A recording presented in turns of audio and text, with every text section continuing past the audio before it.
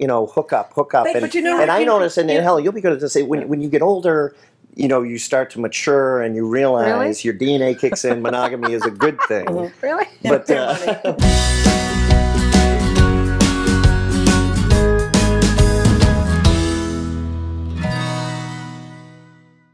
So we all know that the internet has changed how we look for love, but the question today is, has it changed what we want from love? So is there a correlation between casual relationships and the ease with which we find love online? So I actually believe that online dating can be an extremely powerful tool in finding, a long-term committed relationship.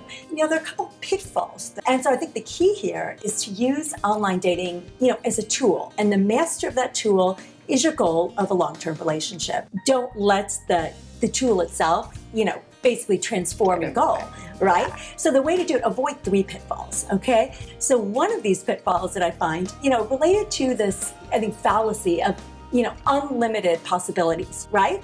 So you go online and, you actually go on a great date. Come back from the great date and hop online again, right? See who else might be out there. That's very, very common, right? So this idea that it's really hard to pick one if you focus on that.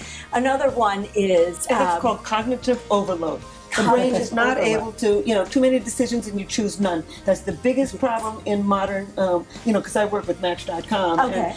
And all of the dating sites know that is their biggest problem. Is there another? Is there one that's one more has black shoes as opposed to brown shoes? And in the beginning, you know so little about the person that you overweight those few things that you do know. So it's almost like too many choices. But I like choices. I mean, I can literally come back from a date and go, that was good. I want even more. I want something on top. There's a great deal of data that knows that the more times you go out with somebody, the less likely you are to end up with anybody. And so one of the things that I say is, after you've met 9 people, pick one and get to know them better. Now, why 9? Because it was a wonderful academic study that if you walk into a room with 100 people and you talk to 9 people, you will have actually canvassed the full array of personality styles. So like buffet dating?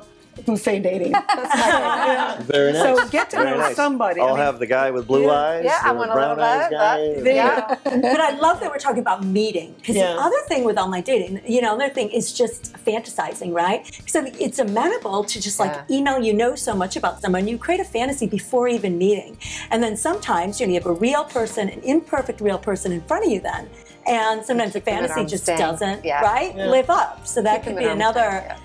thing that happens. I mean, a lot of missed opportunities because, you can screen, right? You can screen. So you can miss that guy or woman who's just a year outside of your, age parameters. You can miss that person who's 5 miles outside of, that radius that you put. But what about the negative side? I mean, the negative side, it spawns the hookup culture. When I, sites like Tinder or whatever, I mean, great site if that's what you want to do. But, that's the downside. It's like we're all, hookup. And I notice, and Helen, you'll be good to say, when you get older, you start to mature and you realize your DNA kicks in. Monogamy is a good thing.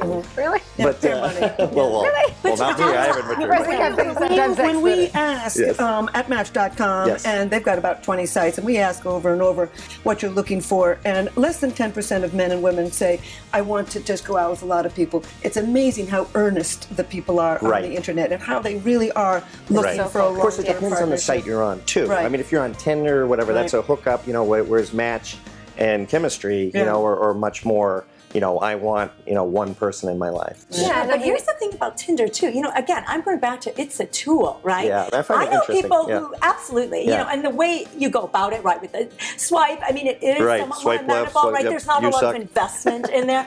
But that said, I know people who have found relationships. So that's again, true. It's a tool, So as long as your overriding goal is in your head and you are wanting to connect with people who share that goal. But what about the fun in dating? I mean, really, when we get online, a lot of the time it's so focused. And we're like, okay, not only where is he, but how do I get my 9 people in front of me?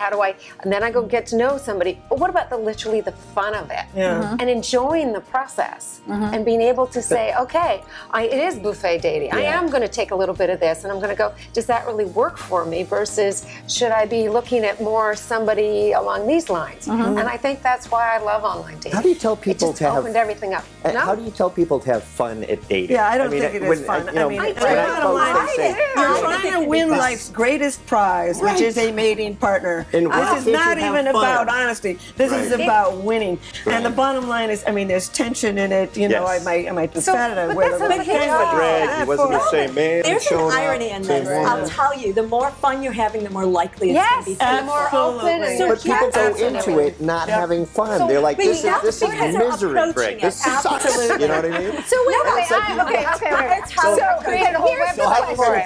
So the good news here is that it sounds like men and women still are approaching relationships from the same perspective. They still want them. There's still optimism. There's lots of hope, and it's a good thing for all of us.